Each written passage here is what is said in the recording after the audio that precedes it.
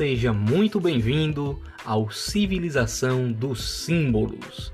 Hoje irei falar aqui neste episódio sobre o Ouroboros. O que seria o Ouroboros? Vocês já devem ter visto um símbolo onde uma serpente se alimenta de sua própria cauda, formando um círculo onde a própria cobra está se alimentando da própria cauda. Em grego, a palavra Ouroboros significa literalmente isso, devorador de cauda. O interessante é notar que este símbolo é universal, sendo visto em diversas culturas espalhadas pelo globo terrestre. Claro que este símbolo recebe diferentes nomes, mas sempre remete à ideia, e eu quero que frise isto bem, quero que grave isto bem, sempre remete à ideia de eterno retorno, à ideia de eternidade, à ideia de infinitude. Para explicar melhor este símbolo, eu vou pegar carona um pouco nas palavras do Joseph Campbell.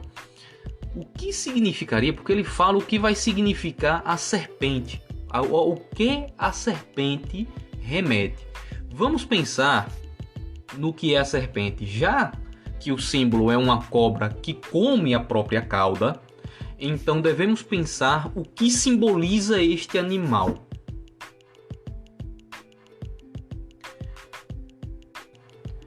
Antes de tudo, devemos imaginar o seguinte, devemos ter em mente que a serpente, ela possui características bastante primitivas. A serpente. E eu vou agora me basear aqui na teoria do cérebro trino do neurocientista Paul MacLean para dar prosseguimento, para explicar melhor o ponto de vista do Campbell. Por que eu estou falando isso? Porque, olha, nós temos, como a própria teoria já diz, o próprio nome cérebro trino, nós temos 3 camadas de cérebro. É como se nós tivéssemos essas 3 camadas. A primeira camada é o cérebro reptiliano, embora muitas vezes não seja chamado mais dessa forma. Algumas vezes é chamado de cérebro basal ou então tronco cerebral. Mas vamos entender aqui, vamos chamar aqui de nosso cérebro primitivo. É o que corresponde com as nossas percepções sobre a nossa sobrevivência. Quando falamos em sobrevivência, estamos falando em quê? Estamos falando em reprodução, em se reproduzir, em se alimentar e em reproduzir. Esta parte do cérebro, ela corresponde pelos nossos impulsos mais primitivos, que seria a ideia de se defender contra algo, a ideia de ter medo, de ter sono, a ação e reação e por aí vai. Embora embora tenha se popularizado com o nome, né, de cérebro reptiliano, hoje ele é chamado hoje este nome já está bastante em desuso, embora tenha se popularizado com este nome. Como eu já falei, ele muitas vezes ele se refere à ideia de cérebro, ele é referido com o nome de cérebro basal ou tronco cerebral. Depois dessa camada, viria o quê? Viria o cérebro límbico, que corresponde ao nosso emocional. Dentre outras coisas, é o centro de nossas emoções e é responsável principalmente pela nossa memória. O cérebro basal, ele também é chamado de arquipáleo, o límbico de paleopáleo e o que eu irei falar agora, o neopáleo, é chamado de cérebro racional, também conhecido como neocórtex.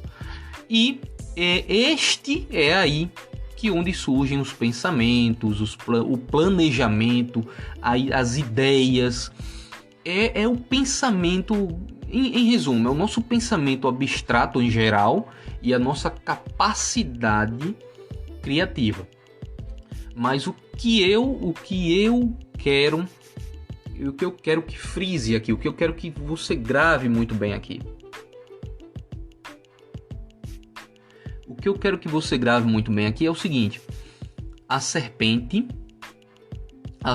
estaria ligada a esse instinto, ao primitivo, ao instinto de sobrevivência, ao ato de se alimentar e de se reproduzir. A serpente ela é aquela ação animalesca bastante primitiva que passa pelos ciclos da vida. A serpente, simplesmente o que a serpente faz? Simplesmente ela nasce, cresce, se reproduz e morre. E no meio desse caminho ela vai aí se alimentando do que estiver aí pela frente. Ela vai se alimentando aí dos demais animais aí, da cadeia alimentar dela. Ela vai se alimentando aí. E no decorrer desse caminho, ela levou, vamos dizer assim, que ela levou os antigos a algumas reflexões. Ela levou os antigos a muitas reflexões. Em muitas culturas, a serpente simboliza a vida, como na Índia e na Grécia Antiga. Inclusive, no meio gnóstico, a serpente adquire o mesmo significado positivo. Não é um símbolo negativo, é um símbolo bastante positivo. No meio gnóstico, a serpente simboliza a vida. Sendo assim, a serpente, já que ela simboliza a vida, a serpente que se alimenta da própria cauda simboliza a vida que se alimenta da própria vida. É interessantíssimo notar isso. O Ouroboros é o símbolo do eterno retorno, porque a todo momento a vida está se alimentando da própria vida. Compreenderam essa metáfora do Ouroboros, esta simbologia? E isso se comunica profundamente com a natureza de praticamente tudo. O ser humano, quando vai almoçar ou quando vai jantar, quando ele vai se alimentar, ele praticamente está se alimentando de vida. Seja essa vida em sua forma vegetal, em sua forma animal, seja lá o que for que o homem esteja comendo, ele está se alimentando de vida. Ao se alimentar de alguma planta, de algum vegetal, de grãos, de ovos, de leite, de carne, ou seja lá o que estivermos ingerindo, o mais significativo é que somos a vida e estamos, é claro, né? Nós somos a vida e estamos nos alimentando da própria vida. É basicamente o Ouroboros, ele basicamente traz a ideia de a vida, que é a vida que se alimenta da vida para ter continuidade, formando assim um ciclo. É a vida que se alimenta da vida para ter continuidade. Os antigos perceberam que a vida, em todos os seus aspectos, ela forma um ciclo. E Campbell captou muito bem isso nos seus estudos sobre os mitos. A cobra que se alimenta de si mesma representa uma energia, uma consciência imortal que atravessa gerações e gerações. Basta refletir por um momento. Eu fico bastante empolgado com isso, bastante interessado neste assunto, mas basta refletir e contemplar por um momento a beleza deste eterno retorno. Esta imortalidade em meio à mortalidade. Quando algo morre, significa que este algo vai servir para dar sustentação à vida que está continuando, a outra vida que está continuando. Se nós pararmos para pensar, fazendo uma ligação com a psicologia evolutiva, se nós pararmos para pensar na relação de pais e filhos, na relação entre pais e filhos. Segundo a psicologia evolutiva e segundo os estudos sobre a inteligência emocional, nós Quando o homem defende, segundo os estudos da inteligência emocional, sobre a inteligência emocional e psicologia evolutiva, quando um homem defende o seu filho, ele está defendendo a sua continuação. Ele está defendendo os seus genes, só que em outro veículo.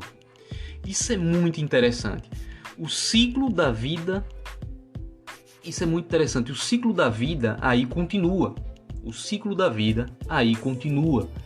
É como se, através de gerações e gerações, o Ouroboros ele tivesse essa continuidade também dentro da espécie humana e em vários aspectos. Isso é muito interessante. O ciclo da vida, notado pelos antigos e simbolizado no Ouroboros, e claro, é um símbolo que